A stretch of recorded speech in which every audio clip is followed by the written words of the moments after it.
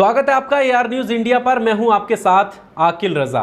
प्रधानमंत्री नरेंद्र मोदी का एक भाषण जो आपने सुना होगा और हर दिन वो आपके सामने आता ही रहता है, जिसमें प्रधानमंत्री रैली में ये कहते हुए नजर आते हैं, सौगंध मुझे इस मिट्टी की, मैं देश नहीं बिकने दूंगा। सौगंध मुझे इस मिट्टी की, मैं देश नहीं मिटने दूंगा। वो बेच रहे हैं भारत को, वो बेच रहे हैं भारत को, खामोश मैं कैसे हो जाऊं। मैंने कसम उठाई है, मैंने कसम उठाई है, मैं देश नहीं बिकने दूंगा। सौगंध मुझे इस मिट्टी की, मैं देश नहीं मिटने दूंगा। और अब जो खबरें आ रही हैं वो इस नारे से बिल्कुल अलग हैं। सरकार खुद 60 खरब की सरकारी संपत्ति को बेचने के प्रयास में है, यानी बेचने वाली है या लीज पर देने वाली है। और सरकार का इसमें क्या कहना है ये भी हम आपको बताएंगे। वित्त मंत्री ने इस पूरे मामले को लेकर क्या कहा है, बड़े ही हैरान करने वाला है। लेकिन वो क्या चीजें हैं जो सरकार बेचना चाहती है वो भी हम आपको बताएंगे, इसमें क्या क्या चीजें आती हैं। इसके अलावा विपक्ष, राहुल गांधी या बाकी नेता, कुछ पत्रकार इस पूरे मामले को लेकर क्या कहना चाहते हैं। और यह भी देखना बहुत जरूरी है कि हमारे देश का मीडिया, जिसको गोदी मीडिया कहा जाता है, वो आपको क्या दिखाने का प्रयास कर रहा है, किन चीज़ों को दिखाने में लगा हुआ है, कैसे आपको मुद्दों से भटकाने की पूरी कोशिश कर रहा है, लगातार मेहनत में लगा हुआ है। आपने देखा होगा कि इन दिनों तालिबान और अफगानिस्तान को दिखाने में लगा हुआ है, लेकिन देश में क्या कुछ चल रहा है, देश में क्या कुछ हो रहा है, ये आपको टेलीविज़न पर नज़र नहीं आ रहा है। आपको हिंदू मुस्लिम में बांटा जा रहा है, दिखाया जा रहा है कि आप उन्हीं चीज़ों में उलझे रहें। आप वकालत करने लगे कि हिंदू सही है और मुस्लिम सही है, मुस्लिम गलत है या हिंदू गलत है। आप ये वकालत करने लगे, लेकिन आप ये नहीं सोचें, ये नहीं सुने कि देश की कितने खरब की संपत्ति जो है वो अब निजीकरण के हाथों में, यानी निजी जो लोग हैं उनके हाथों में जा रही है, निजीकरण उनका होने जा रहा है। और इससे देश को क्या नुकसान है, क्या फ़ायदा है। राष्ट्रवाद का नारा तो बहुत आपने सुना, लेकिन राष्ट्रवाद के नाम पर क्या देश की संपत्ति बेचना सही है?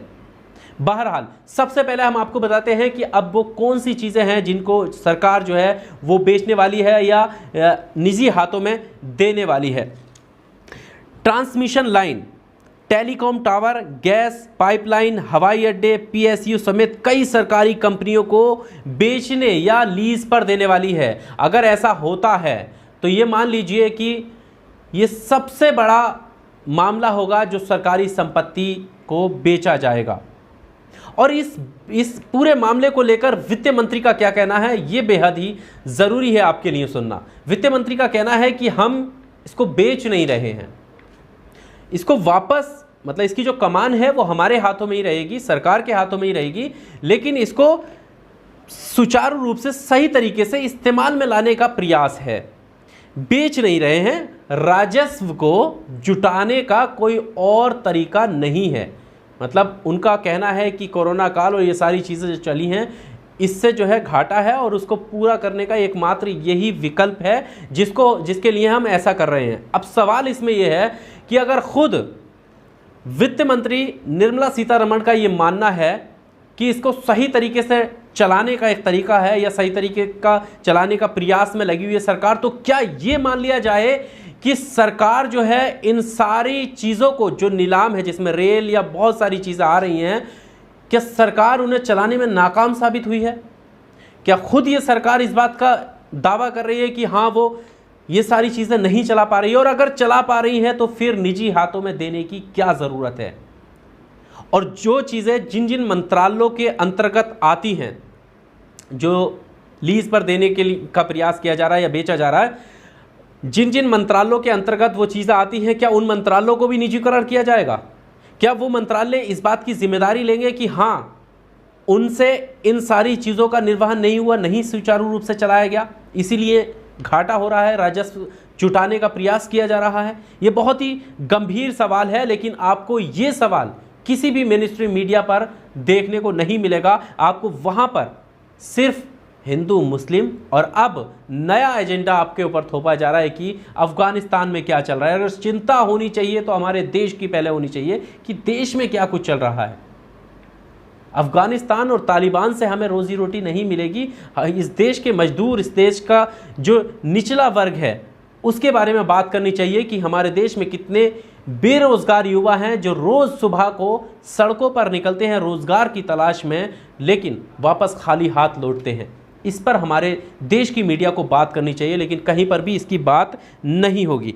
आगे हम बताते हैं कि तालिबान और अफगानिस्तान पर तो गोदी मीडिया बात कर ही रही है, साथ ही साथ आपको देखने को मिलेगा कि शाम की एक न एक डिबेट आपको हिंदू मुस्लिम एजेंडे पर ज़रूर मिलेगी। अगर किसी शख्स को पीटा जा रहा है, उसके लिए अगर आवाज़ उठाई जा रही है, तो वहीं मीडिया वहाँ पर खड़े होकर वकालत करने लग जाता है कि ये जो मामला है ये है, ये मामला ये है, बल्कि सही जो ईमानदारी से पत्रकारिता होती है वो कहीं पर भी आपको नज़र नहीं आएगी।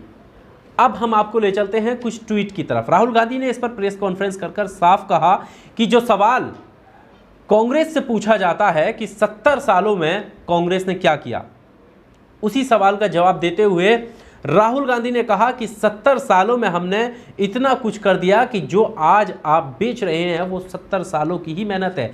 और रिप्लाई में उन्होंने ये भी कहा कि आप बताइए कि क्या आप करेंगे जो आगे 70 सालों में बेचा जाएगा, क्या आपने किया है, कोई ऐसा काम बताइए।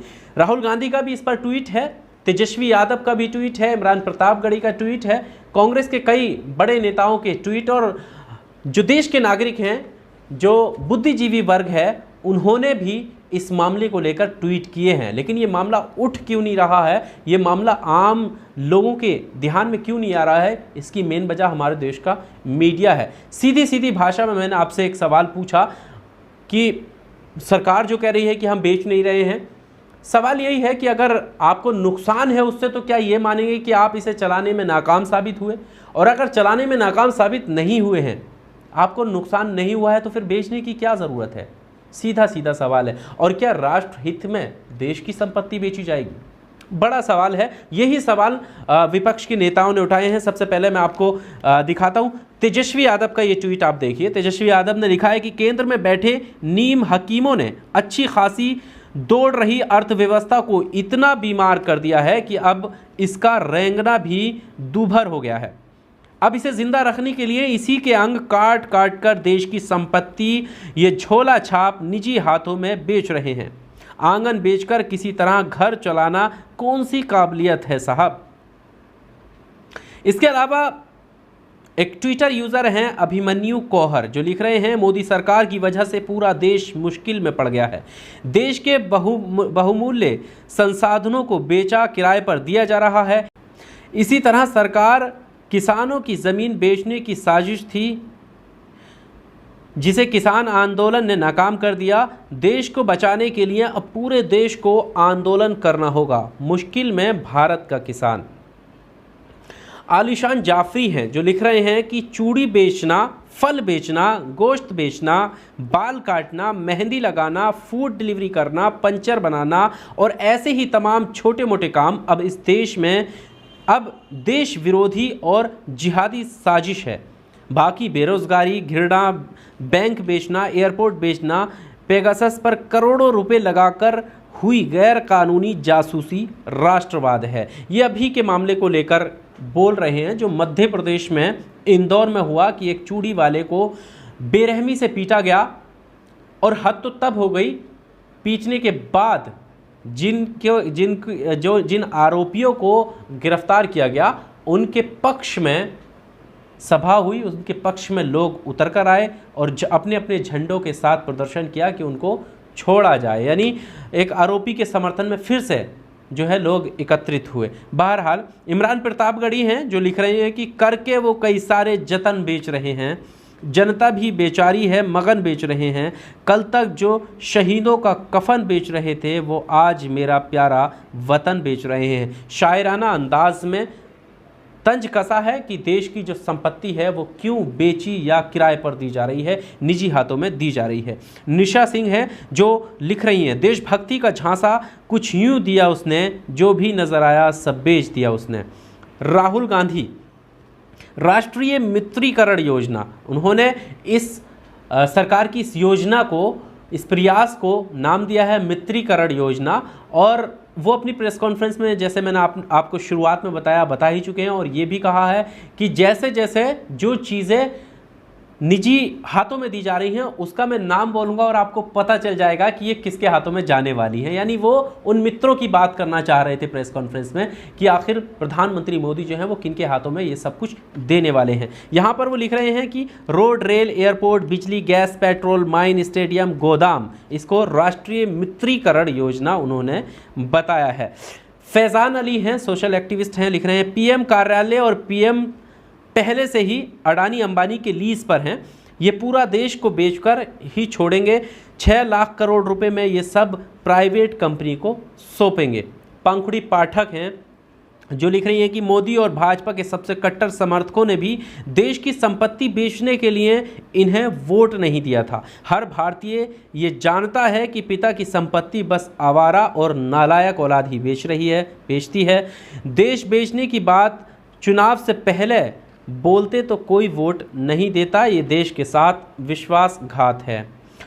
कांग्रेस के नेता श्रीनिवास बीवी जो लिख रहे हैं मैं देश नहीं बिकने दूंगा, ये नारा था या चेतावनी? वही जो हमने इस वीडियो की शुरुआत में आपको बताया कि प्रधानमंत्री का ये स्टेटमेंट काफ़ी वायरल होता है कि मैं देश नहीं बिकने दूंगा, मैं देश नहीं झुकने दूंगा, सौगंध मुझे इस मिट्टी की। और उसी का तंज कस रहे हैं कि उस वक्त जो आपने, यानी प्रधानमंत्री मोदी ने ये कहा था, वो एक सिर्फ नारा था, ये वो चेतावनी थी। और चेतावनी इसलिए क्योंकि ये अब सब कुछ हो रहा है।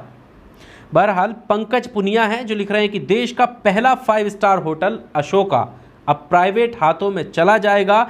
जब देश में एक भी 5 सितारा होटल नहीं था तब 1956 में पंडित नेहरू ने बनवाया था।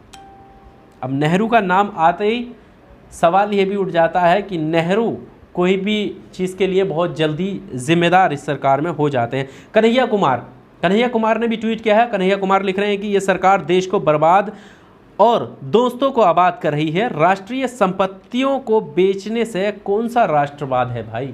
सवाल उन्होंने पूछा है कि सब कुछ राष्ट्रवाद के नाम पर क्या देश को भी बेच दिया जाएगा? ये सवाल कन्हैया कुमार कर रहे हैं। सुप्रिया श्रीनाटे हैं, कांग्रेस की प्रवक्ता हैं, वो लिख रही हैं कि भक्तों एक ऐसी चीज़ बताओ जो साहिब ने 7 साल में बनाई हो, जिसको आने वाली पीढ़ियां 70 साल बाद बेचकर कमा सके। नील बटा सन्नाटा। उसी पर तंज कसा है जो 70 सालों का हवाला दिया जाता है कि 70 सालों में कांग्रेस ने क्या किया, 70 सालों में लूट कर देश को खा लिया। तो ये कांग्रेस के नेता धीरे धीरे वही चीज़ बताने की कोशिश कर रहे हैं कि अगर आज जो बेचा जा रहा है वो 70 सालों की ही देन है। और आप बताइए कि आपने 7 सालों में ऐसा क्या किया जो आगे 70 साल बाद उसको बेचा जा सके। वो कुछ नहीं है, नील बटा सन्नाटा है, ये कहने की कोशिश की जा रही है। बहरहाल इस वीडियो में सिर्फ इतना ही, हमने वो सारी बातें आपके सामने रखी कि किस तरह लीज पर देने की या बेचने की जो बात सामने आई है सरकार की, और वित्त मंत्री का इस पर क्या कहना है। आपको क्या लगता है इन सारे ट्वीट को देखकर, सरकार की बात को देखकर, और इस तरह संपत्ति को निजीकरण हाथों में जाते हुए देखने को लेकर आपको क्या लगता है? कमेंट बॉक्स में आप अपनी राय ज़रूर दीजिए। और जाते जाते एक सवाल आपके पास छोड़ जाता हूं, क्योंकि निजीकरण का सबसे बड़ा नुकसान जो है वो आरक्षण जिनको मिला हुआ है उसको भी है, क्योंकि जब सरकारी संपत्ति या सरकारी महकमे निजी हाथों में चले जाएंगे, उनका निजीकरण हो जाएगा, तो उनसे आरक्षण भी ख़त्म हो जाएगा। इस वीडियो में सिर्फ इतना ही। बने रहिए हमारे साथ इसी तरह की और वीडियो देखने के लिए। इस वीडियो को भी लाइक कीजिए और चैनल को सब्सक्राइब ज़रूर कीजिए। बहुत शुक्रिया।